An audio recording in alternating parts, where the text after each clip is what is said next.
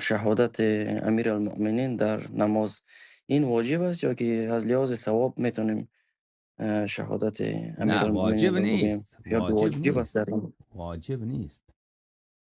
بله ببین من در خب. احادیث تشهد برای شما میخوام. خدا حافظ شما آقا اسدالله خان.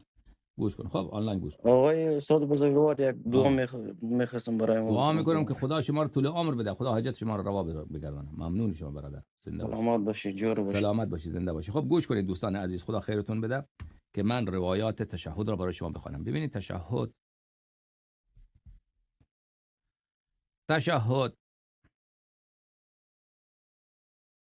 کدام شکل خاصی نداره، حتما باید اینطوری باشه.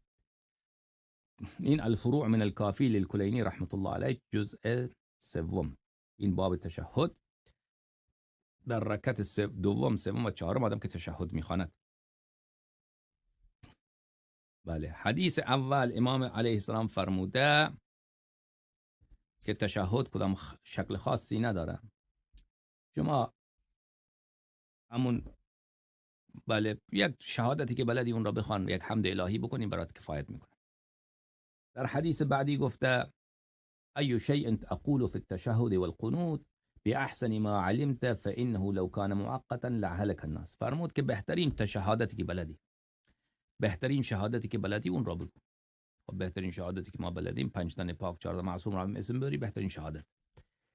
خب به این عمل بکن، این مجزیه. حدیث بعدی گفته کمترین شهادت چیه که مجزی باشد. اون کلمات مختصر که مجزی باشد، کافی باشد آدم بگه. فرمود شهادتان لا اله الا الله محمد رسول الله صلی الله علیه و آله. این کافیه. درسته؟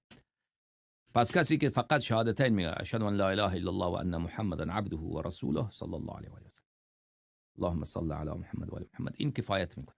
این نه این که واجب باشه اینو بگی. بله شهادتان فقط بخواد لا اله الا الله محمد رسول، کافی. شهادتان خواهد. درسته؟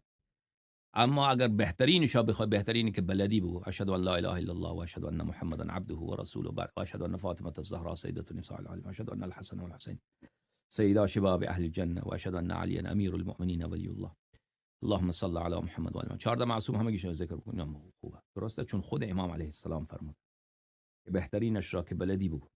بهترینش اینو به ثواب دید خود شما گذاشته و گفته که این کلمات خاصی نداره. خب این مانند سوره فاتحه که نیست که امین کلمات رو باید بخوانیم. گفته بهترینی که بلدی بخو. اگر لا اله الا الله محمد رسول الله صلی الله علیه و آله و سلم این هم گفتی کافیه. بهترین را هم گفتی بگو. خب الله شما خواستی بر کدامش عمل بکن.